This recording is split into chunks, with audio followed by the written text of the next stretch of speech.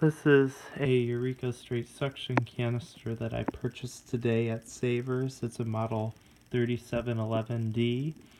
I went up to it, and at first I was gonna, just look it over, not really thinking I was gonna buy it. But I opened it up and I was very impressed by the fact that it had essentially no dust in the dust compartment. The motor is also spotless, which also surprised me, and no rust around the motor housing either. There's a teeny tiny bit of surface rust on the base of the bag compartment, but that's to be expected for these canisters. Just about every one I come across that isn't new in box has at least a little bit. However, most of them, this is probably the best one I've seen so far of all of the non-new in box ones. I've seen ones that were actually used. Clearly this person took good care of this vacuum, because this vacuum is 35 years old and it really doesn't show it very much. The motor sounds perfect. It's got a couple of scratches, but most of them are things that can be rubbed out. It's also got some residue from some tape that was on it for what reason I do not know. The crevice tool is not original, and I don't think this is the original dusting brush either, because they don't match the Montgomery Wards over there, which is also a Eureka canister, and I know that vacuum has all of its original tools, so at some point I think these tools were replaced. It also came with the carpet nozzle, which was nice. It did not come with the wands, so right now I'm just borrowing them from the Montgomery Ward. Now, this one, both of these vacuums have Amtech lamb motors, dual stage lamb motors, very powerful, very reliable motors. This one is an 8 amp, and then that one is a 10 amp. However, I really don't notice any difference whatsoever in the performance of either of the motors. Perhaps maybe this one is slightly more powerful, but it's really not that noticeable. Again, because this is a straight suction only canister, it doesn't have a plug for the power head to go into. You can still use the hose from the electric. The electric hose can still swap out with this, non-electric hose. Only difference is you don't have anywhere to put that plug for the power head. It's a 1-speed motor, and so is this Montgomery Ward. There's not a cord reel. This one does have a cord reel. I can't remember if these lower end models came with a tool cover. Obviously it's not there. Again, this is if it did have a cover, it's very common to see ones that were supposed to have covers have them go missing over the years. Almost all of them I've seen now have had their covers misplaced. It's a very pretty shade of red. Another thing that was striking to me about this vacuum is that red. I'd never seen a Eureka canister in this color before.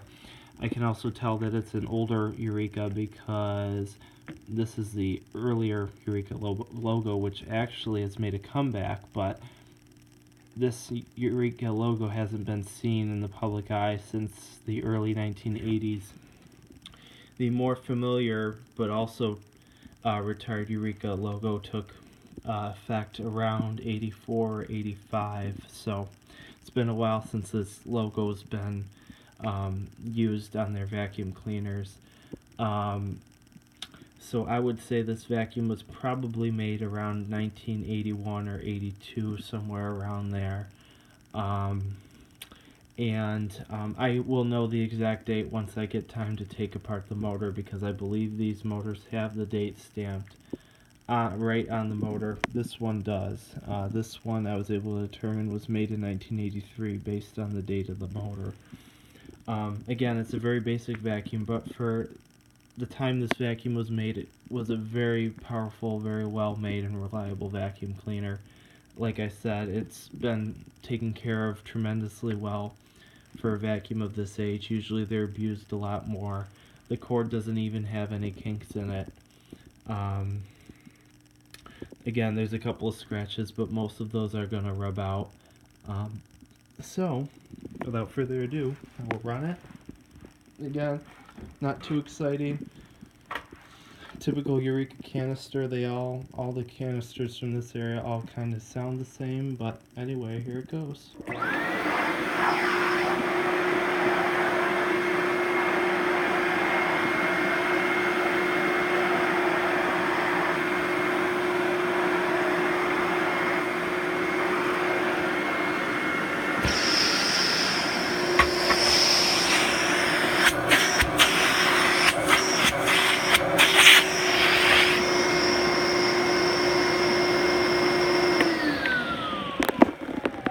So that is the Eureka canister.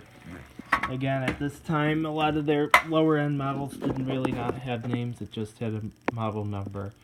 I have an advertisement for the Montgomery Ward over here, and it sold for $189.88 in the early 80s.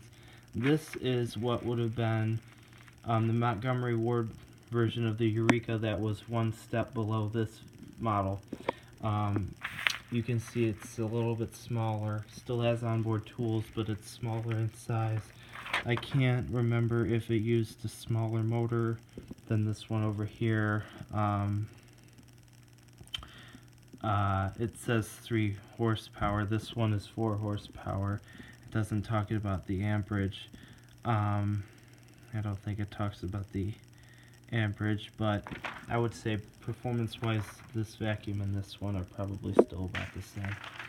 But this is a nice vacuum, very basic vacuum, but a really sturdy, durable vacuum. Again, not a vacuum of choice for most people of my generation, but something that was popular for a reason. Nice little Eureka. Hope you enjoyed the video.